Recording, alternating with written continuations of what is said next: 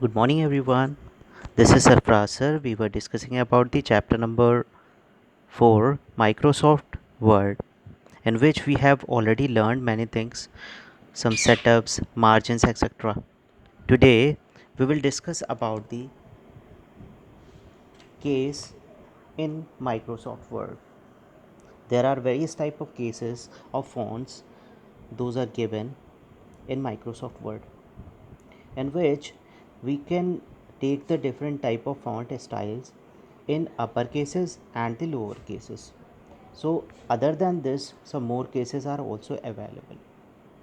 In this, we will discuss about the sentence case first.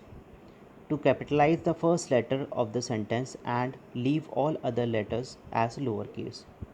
तो जब हम ये चूज़ करते हैं, by default this is sentence case when we are writing. तो आफ्टर द फुल स्टॉप और when we start writing something, the first letter of the word will be capital. ठीक, this is known as sentence case, that is basically given in MS Word. Now come to the lower case. In exclude capital letters from your text, click lowercase. If we select lowercase, so all letters will come in lowercase only, whether it is starting any line or the paragraph. जो भी हम start कर रहे हैं वो सारा lower case में ही आएगा. ठीक है. अपर केसेस, अपर केस अगर हम चूज़ कर लेते हैं केस में, फॉन्ट के स्टाइल्स में जाके केसेस में अगर हम चूज़ कर लेते हैं, तो all letters will be in capital form. चाहे हम फुल स्टॉप के बाद यूज़ कर रहे हैं या न्यू पैराग्राफ यूज़ कर रहे हैं, in every case all the letters will be in upper case. हम ये भी कर सकते हैं कि already the letter is already written over there and we have to convert it into upper case. तो सारे लोअर वाले हमारे कैपिटल में चेंज हो जाते हैं. Capitalise each word. तो this is also that to capitalise the first letter of each word and leave the other letters lowercase. Click capitalize each word. Capitalize each word means first letter of every word will be capital. ठीक है, बाकी सारे small में रहेंगे, पहला वाला जो है वो कैपिटल में हो जाएगा. Toggle case, this is just reverse shifting of the letters. To shift between two cases views, for example, to shift between capitalize each word and the opposite. तो व्हाट इट विल डू, जो capital letters होंगे वो small में change हो जाएंगे और जो small वाले होंगे वो कैपिटल में चेंज हो जाएंगे. जैसे हम यहाँ पर एग्जांपल देख रहे हैं, तो जब कैपिटल लिखा होगा कैपिटलाइज, तो वो सी कैपिटल होगा, बाकी सारे स्मॉल होंगे. तो जैसे टॉगल केस किया हमने, तो वो स्मॉल वाले कैपिटल और कैपिटल वाले स्मॉल में कन्वर्ट हो गए. Now setting text attribute, font dialog box. So look into this. In font dialog box there are different type of fonts available. आप अपने फ़ॉन्ट को डिफरेंट टाइप का फेस देना चाहते हैं तो आप यहाँ से फ़ॉन्ट को चूज़ कर सकते हैं. Do you want to make it regular, italic, bold और बोल्ड इटैलिक बोथ, तो आप यहाँ पर से चूज़ कर लेंगे, वो वाला हो जाएगा. By default the size is 11, you can choose according to your choice. Font colour is black, you can also make it your choice. Underline आप चाहते हैं तो यहाँ से चूज़ कर सकते हैं, अंडरलाइन हो सकते हैं. इसी तरीके से डिफरेंट इफ़ेक्ट्स भी टेक्स्ट पर के आते हैं जो आपको यहाँ पर डिफरेंट टाइप से दिखाई दे रहे हैं. One by one you can choose it. Superscript and subscript we have already discussed.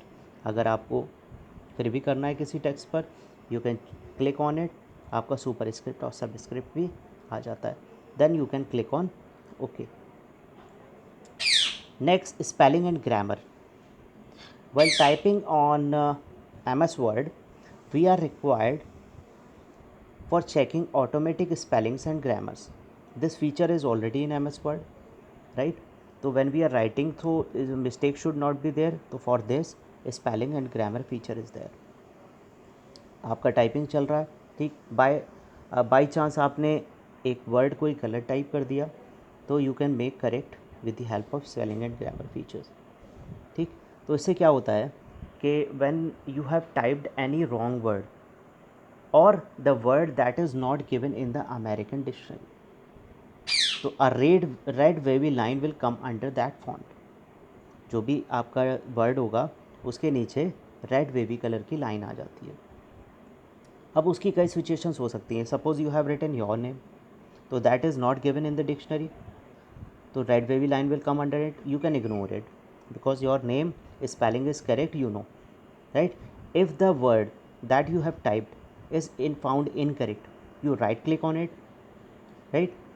Find out the suggestions or make the correction in it. जैसे भी आपकी चॉइस होती है उस हिसाब से आप कर सकते हैं. It means in one go you can see whole page and you can find the errors where typing is there, where wrong typing is there.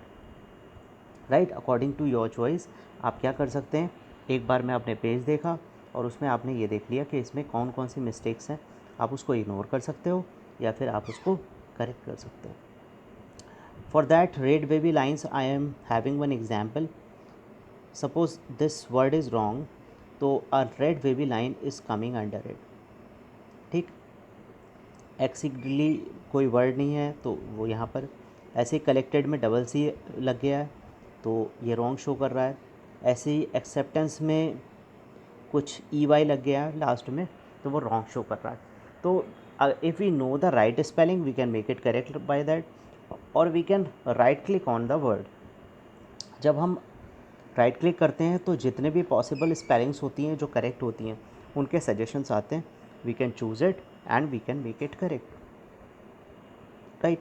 In the same manner we can see that osteoporosis is a condition that usually affect. तो ये एक line लिखी हुई है, इसमें अगर कोई grammatical mistake होती है, suppose how can we recognise the grammatical error और एनी वर्ड इज़ डबल.